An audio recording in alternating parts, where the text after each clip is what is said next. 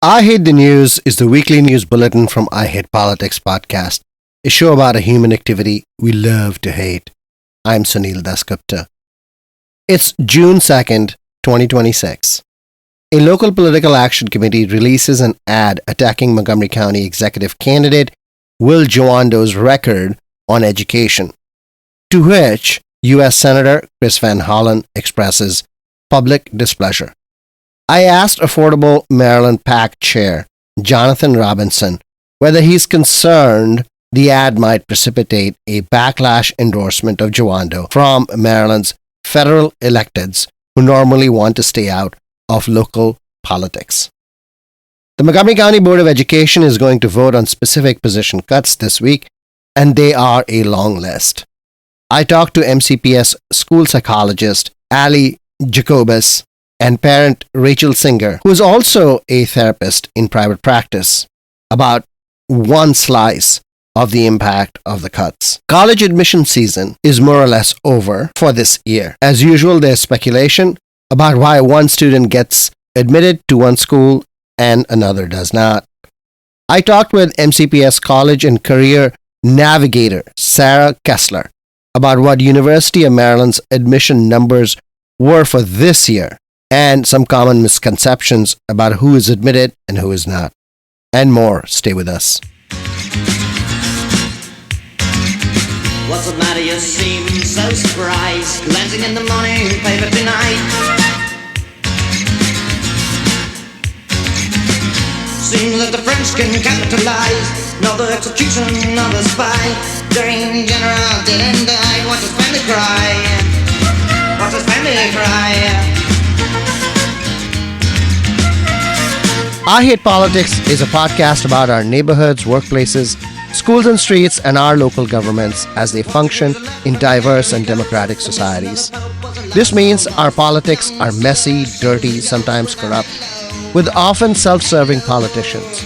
But no matter how much we may hate politics, we are never exempt from it, even when we refuse to participate. In fact, the purpose of politics is to keep society functioning precisely when we don't agree with each other, like now. Music for this episode comes from Silver Spring rock musician J.D. Brayton, who goes by the stage name Mr. Tree Frog. The two songs we play in this episode are Halo and Troubled Sleep. You can find his music on Bandcamp.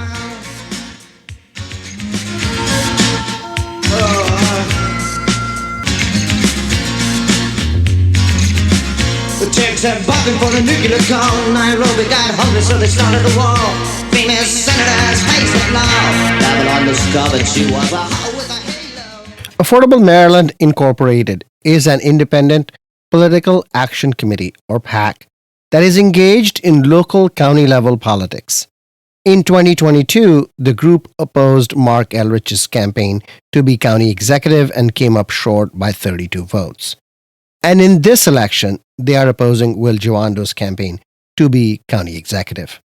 As of May 19th, the PAC had raised $1.3 million this election season, mainly from local real estate businesses, developers, real estate investment trusts, and the like. It is led by Jonathan Robinson, a Democratic pollster and political analyst who lives in Rockville, and Eric Saul, an architect who lives in Silver Spring and is the publisher of the satirical website Tacoma Torch. Both Saul and Robinson are outspoken advocates for increasing housing supply and have been guests on I Hate Politics several times, and they are personal friends. Let's start with the ad they released. As head of the Education Committee, Will Jawando had one job: watch over county schools. But under Jawando, graduation rates plummeted. Half of third graders can't read at grade level, and a principal who sexually harassed staff was promoted. Then as Trump slashed jobs, Jawando made life more expensive. Back in income tax hikes, home sales tax increases, even claiming a property tax hike was not large enough. Jawando, failing our kids, higher taxes. It's okay to say no to Jawando. The response to the ad from Jawando's backers, particularly Montgomery County Education Association, MCEA, which represents the county's educators, and SEIU Local 500, the staff members union, was swift condemnation. But it was Maryland's senior U.S. Senator Chris Van Hollen's public criticism that was striking. Generally, Maryland's elected federal leaders avoid getting down and dirty in local politics, which tends to be intramural competition within the Democratic Party. Here is what Van Hollen said. Hi, I'm Chris Van Hollen, and I'm proud to represent Montgomery County and all of Maryland in the United States Senate. I have not weighed into the Democratic primary for county executive, and I'm not doing so now. But I want to make one thing clear. There's no place for outside super PAC ads that lie about any of the candidates or their records. And I'm frankly sickened by the ad I saw that lies about Will Jawando's record on education. The notion that he doesn't care about our kids' education or that he is solely responsible for some of the problems in our schools is absurd. So I urge all the candidates in that race to denounce that ad and demand that it be pulled down. Lies like that should have no place in our politics. Let's hold ourselves to some basic standards of political decency here in Montgomery County and Maryland. Van Hollen knows all three of the leading county executive candidates very well: Will Jawando, Evan Glass, and Andrew Friedson. So it is understandable that he would preface his comments with the caveat that he is still not officially endorsing anyone in that race. But to me, Van Hollen sounded annoyed enough and seemed like he was sending a message to the Affordable Maryland PAC, saying, "Stop or else." I called PAC Chair Jonathan Robinson to ask him what he was thinking. Affordable Maryland PAC is a political action committee. Our goal is to promote candidates who we think are good for making Montgomery County and Maryland a more vibrant, growing, better governed place, and to oppose those who we think would do the opposite. You did an ad criticizing Will Jawando, who's running for county executive, about his record on education. What was the purpose of the ad? What were you trying to do? When we look at the county right now, we're really quite concerned. The last 8 years of Mark Elrich's administration have been a disaster. Montgomery County is less and less affordable than it used to be. People come to Montgomery County for opportunity. And when we see major problems with the schools, governance over the last few years, that really worries us. Will Jawando is a candidate who claims that he's particularly good on educational issues. And so in the ad, we talk about his policy on taxes over the years, which is part of an increasing cost burden on Montgomery County voters. And then we talk about three main educational outcomes that we think show a school system in real trouble. Graduation rates have dropped. There has been a plateauing in third grade reading comprehension testing data. And the thing I think most troubles voters is this Beitelman scandal that we had. None of those things have to do with education funding. Those are just factual things that happened where the council was supposed to lead. And I don't think we see that. The governance of schools is in the hands of the Board of Education that is independently elected, separate from the county council itself. So the question is, to what extent do you tie those failures that seems governance and managerial failures to a county council member who is the chair of the Education Culture Committee? The job of the chair of the Education and Culture Committee is to hold Montgomery County Public Schools accountable and represent the council's legislative interests in the schools. Chris Van Hollen, Maryland U.S. Senator, has publicly criticized these ads, saying that they are lies. What is your response? As a constituent of Senator Van Hollen's and a person who respects his position on the issues a great deal, I just think he's unfortunately wrong on this one. We went through great pains to make sure that whenever we cited information, specifically about Councilmember Jawando's record on education, that we pointed to real, factual news sites that reported this information to the public, authoritative sources. You might disagree with our interpretation, but the facts are the facts. As a companion to the ad, which is only 30 seconds, we actually created a website where we have even more information. That website is votenoonjawando.com. It has a section of the website that's fully focused on what we believe the education chair of the county council's failure to hold MCPS accountable looks like. You do not want Councilmember Jawando to win the county executive race.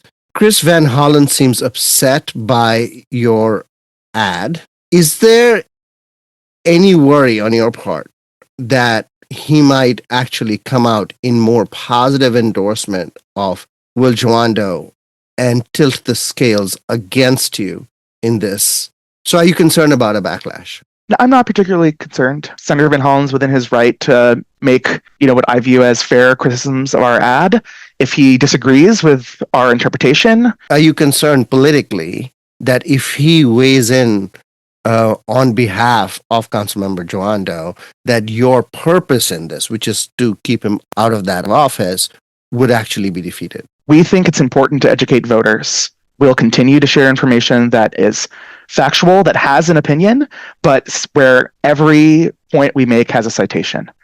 Some people may not like that. That's fine. That's their prerogative. Our focus here is to continue to educate voters, and we'll keep on doing that. Jonathan Robinson, thank you. My pleasure. As much as we dislike negative political advertising, plenty of research shows that they are effective in differentiating between candidates, which is especially a problem in one-party dominant jurisdictions, where political competition has moved inside the party rather than between parties. It is widely known that the real estate businesses contributing to the Affordable Maryland PAC prefer Andrew Friedson to be the new county executive. Jawando and Friedson have staked out quite different positions on taxes in particular. And now Jawando has himself contributed about $230,000 from his previous U.S. Senate campaign account to the Working Families Party PAC, which is now spending in support of Jawando's candidacy for county executive.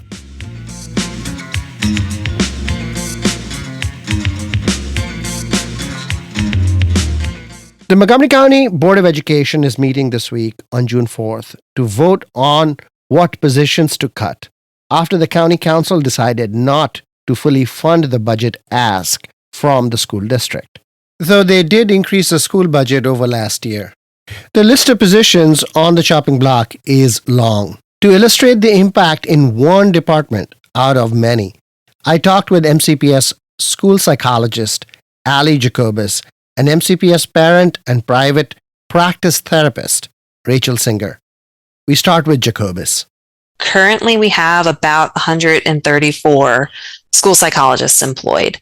They're talking about cutting really 20 positions. That's about 15% of our entire department. And just to give you kind of a scope for that, there's over 200 schools in Montgomery County. All 135 of us aren't necessarily servicing comprehensive schools. We have probably somewhere around 100 people are assigned to those 211 schools or whatever we're at with MCPS currently. We also have a number of psychologists who service specific special education programs. We have someone assigned to deaf and hard of hearing, the preschool education program, autism services, social emotional special education services, alternate programs, and also central services. So those are psychologists who are servicing students who are assigned to private schools. So reduction in force is going to look like a reduction in services. Before you get into the nitty-gritty, I'd like to ask, what does a school psychologist do? The part that takes up probably the most of our time, because we are the only ones qualified to provide these services, have to do with identifying students with disabilities. We are the only employees in the public school system who are qualified to provide psychological assessments. And these assessments are a required aspect of identifying a student with an educational disability, either to receive special education services or to receive services through what's called a Section 504 plan. A Section 504 plan is under the Office of Civil Rights, and it's for students who have some kind of condition that creates a barrier to their learning, but not to the extent that they require special education services. The special educators are the ones who do the educational assessment to look at a child's reading, writing, and math skills. We're looking more at underlying learning challenges that come through maybe through a cognitive assessment. We are able to use DSM categories to diagnose students. So, we can diagnose students with anxiety, depression, PTSD, oppositional defiant disorder, like anything that's in the DSM. We are able to, through our assessments, determine if a student meets the criteria for that. Rachel, can you speak to the impact on your family directly? Because I have IEPs already in place, I personally will not be as impacted as some. Where I feel the biggest impact will be felt is those entering elementary school. Those kids could be waiting a year plus because these psychologists are going to be so overloaded. There's going to be there's already a wait. How long did you have to wait for yours? Most recently, we started the process for my kindergartner in the summertime prior to him entering kindergarten. By January, for sure, all of his things were in place. And I'm pretty sure by September, October, we had pretty much most things in place. I will say, even with him, there was an evaluation for OT. There was a real wait for him. It wasn't until maybe a month ago or a month and a half ago that he even got evaluated. Ali, speak to what your caseload is. We have to abide by federal timelines that are established in IDEA. An initial evaluation for children who already receive services, who already have an IEP, and we're reevaluating. So there's questions around what their needs are or what their educational code is, and we recommend redoing those assessments, which typically happens every 3 years. It can happen sooner depending on the child's need. We have 90 days. And then, speaking from the initial timeline, once the child is found eligible within that 60-day time period, a special educator has 30 days to write an IEP. What it looks like now, our average ratio in MCPS for school psychologists officially is 1 to about 1,200 students. It is a little misleading because that includes all psychologists. If you just include the psychologists that are in schools, assigned to schools, not the psychologists assigned to special programs, it is much larger and more varied. So for example, between my 3 schools, I do have about 1,200 kids, but I also have a program at one of my buildings that has 100 children in a more self-contained setting. And those children's needs are pretty intensive. How do you prioritize if you are overtasked? What we kind of have to fall back on is what are we legally mandated to provide? The things that I'm not legally mandated to provide, such as counseling services, I spend less time supporting behavior because I'm legally mandated to complete these assessments, and that we have to follow that timeline. It's because if we can't meet that timeline, that leaves the district vulnerable to lawsuits. I have heard that there are roughly 20,000 IEPs and 504s in MCPS. All of those fundamentally are being managed in the way that you're evaluated, managed, moved along by school psychologists numbering 110. Is that correct?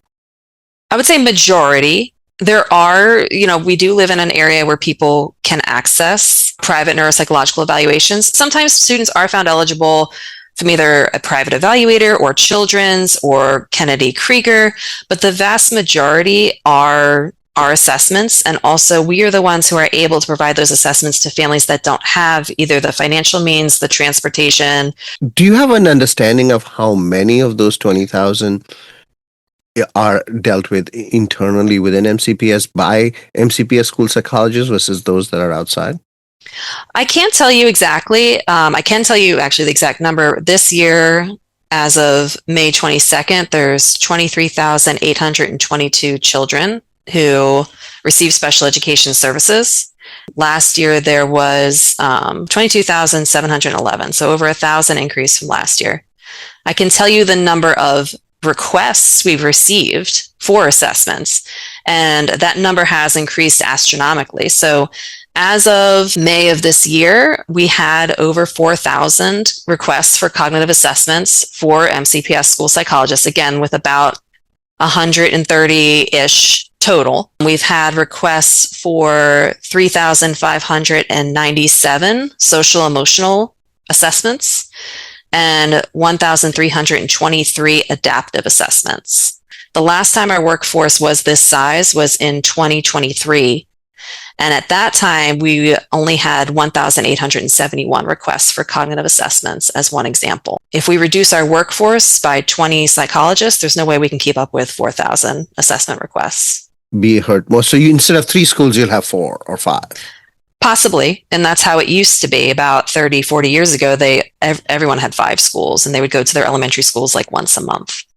Whereas I'm in my school, with my 3 elementary schools, I'm there at least once a week for all 3 of them. Because the initial IEPs must come in at the elementary level, a lot of focus has to be there.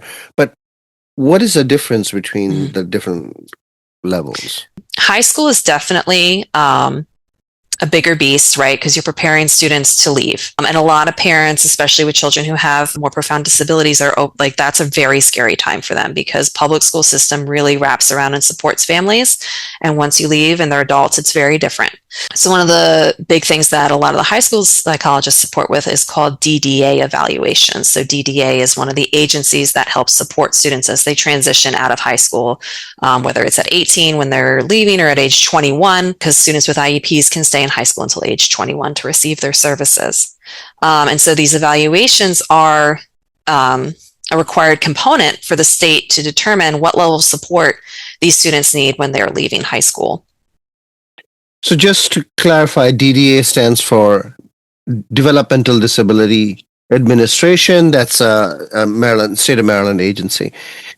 Rachel, given all this, from a family's point of view, what would you suggest a family do now, given what's coming, it seems? The earlier, the better. The waitlist already exists. If you want something to happen, do it now.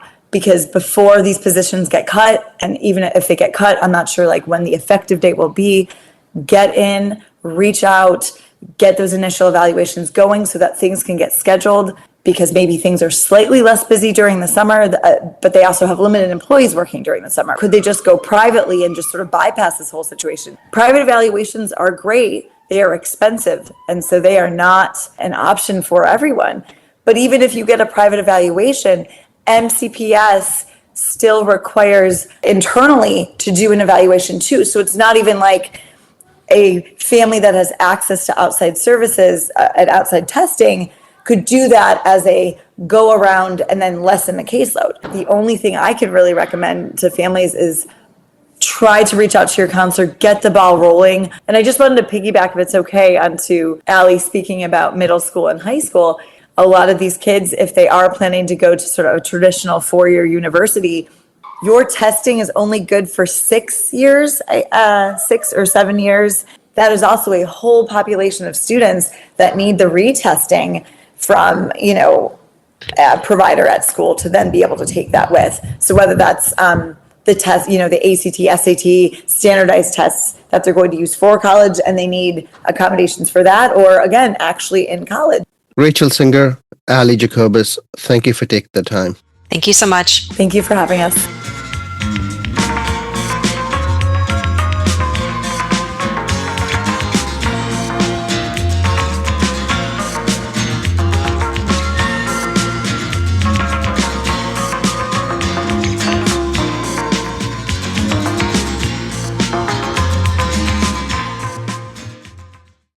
College admissions always seem like a black box to most students and families. There is plenty of wild speculation over admission practices, complaints from parents that their high-scoring children were being rejected, conspiracy theories about schools admitting more out-of-state students for the extra tuition dollars.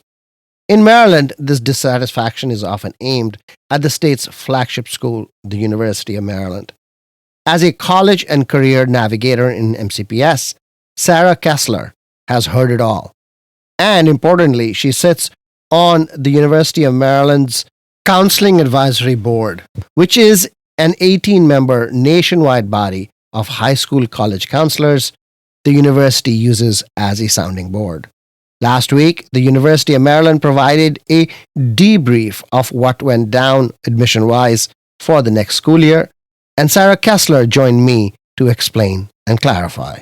This year, I believe the same as last year, they had 68,000 applications before 2020. Since before COVID, they had 30-some thousand. They are now on the common application, which was new in 2020. They were not there before that. And of course, because of COVID, they became test optional. So those two reasons have really contributed to the doubling, basically, of applications. The admit rate has also stayed steady, I would say, for the past year or two. Of the 68,000, about 35% acceptance rate, which is close to what it was last year. And of course, 6 years ago, when they had twice as many applications, they had closer to a 65% application rate. So that is a huge drop in just a few years, totally due to number of applicants, which is not unique to University of Maryland. It's to every college all over. For now, they are committed to remaining test optional. Over 50% of applicants were test optional, and they truly are. Applicants are not at all penalized for not providing test scores. They also maintain, as always, they must have above a 70% in-state rate. So that hovers usually between 70-75% for in-state students. The freshman class is typically about 5,500. So the 30% is out of state and international? Yes. What is the breakdown between out of state and international? International has been really only about 250 are international this year, incoming class. And normally how many are That I don't know. I have heard lots of parents complain that their kids didn't get into Maryland because the university prefers out-of-state students, international students who pay more in tuition. And so for money reasons, that's the choice they're making. To what extent is that correct or wrong? They have to maintain a 70% in-state rate. So this has not changed. The doubling of applications, it is numbers. Numbers. Their incoming freshman class, like I said, their goal is about 5,500 students.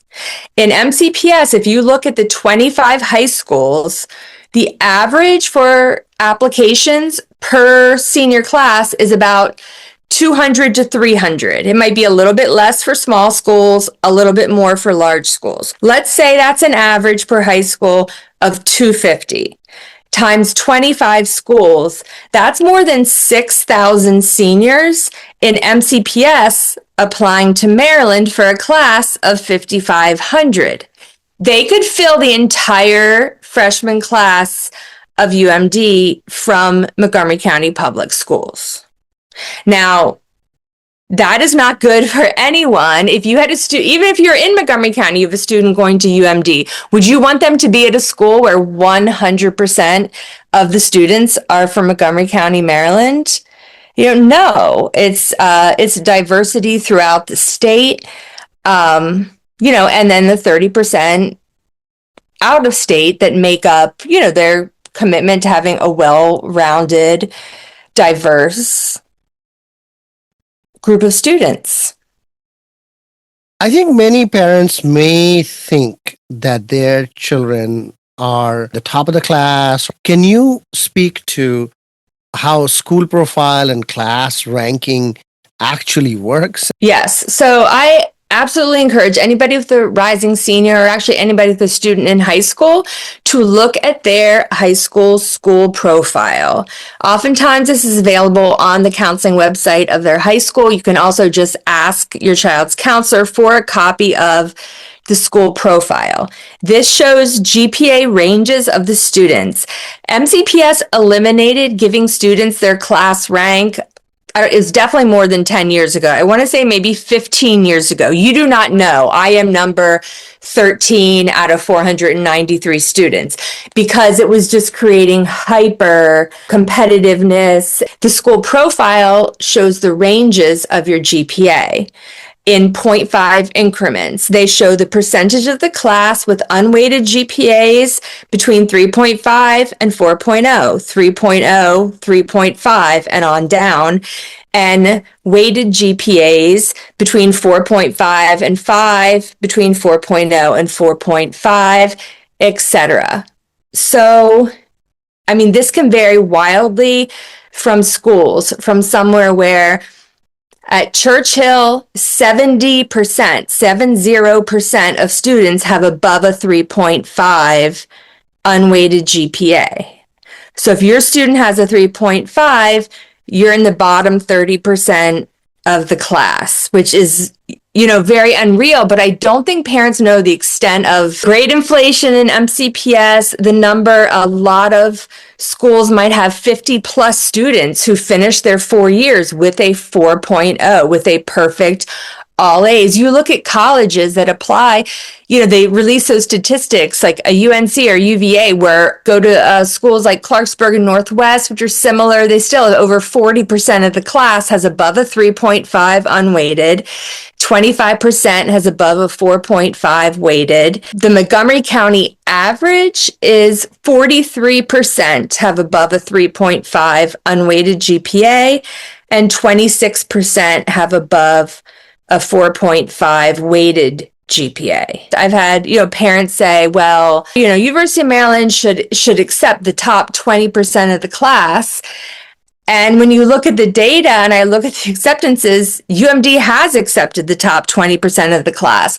The parent just has no sense of where that 20% falls. We have been getting feedback from colleges that because such a huge percentage of students is in that top rank for every category, it's not really helpful for the college to differentiate between students because more than half of them are in that same category.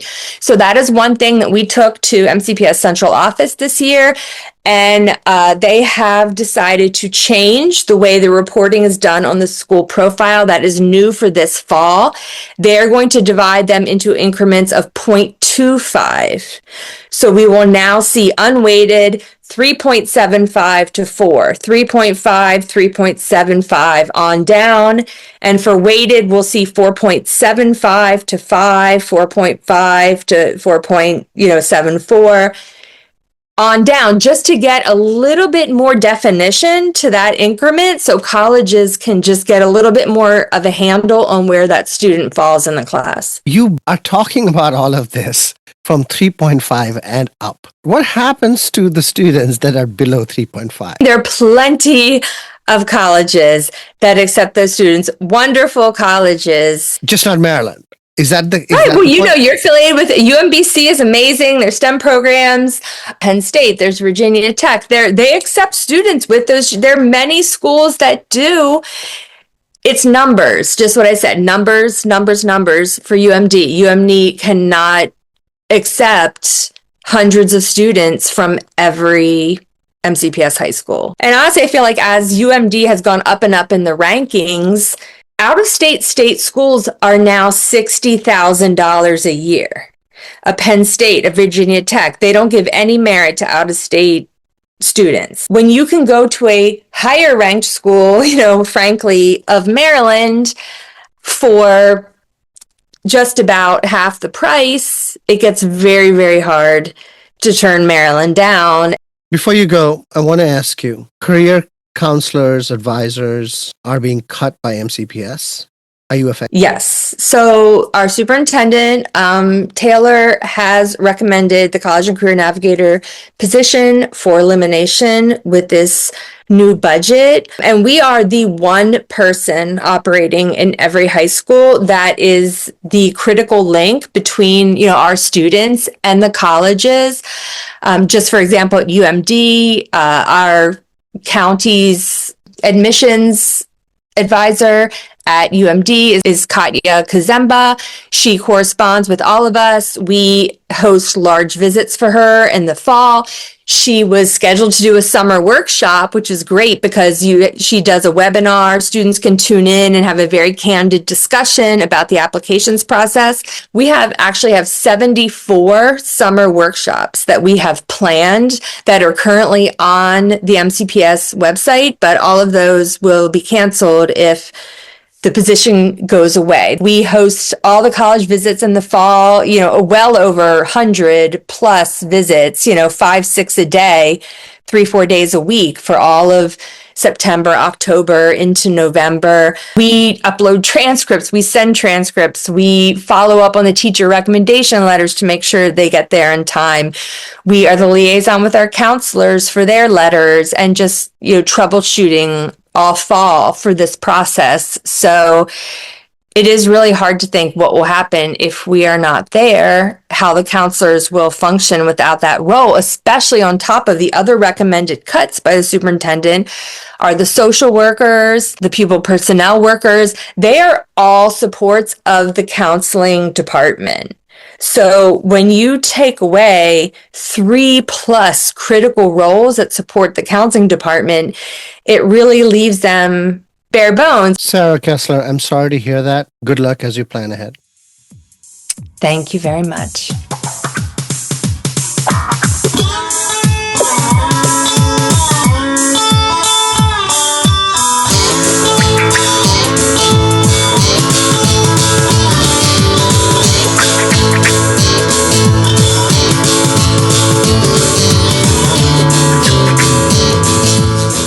That's all for this episode. Be sure to check out our feature interview series that comes out Friday mornings. I Hate Politics is produced by me, Sunil Dasgupta. Music for this episode comes from Silver Spring rock musician J.D. Brayton, who goes by the stage name Mr. Tree Frog. The 2 songs we play in this episode are Halo and Troubled Sleep. You can find his music on Bandcamp. If you want to share your music on the show or know someone else who might want to, please email us at producer@ihppod.org. I hope you'll subscribe and share the podcast as we bring you stories about politics close to you and to your home. See you next time.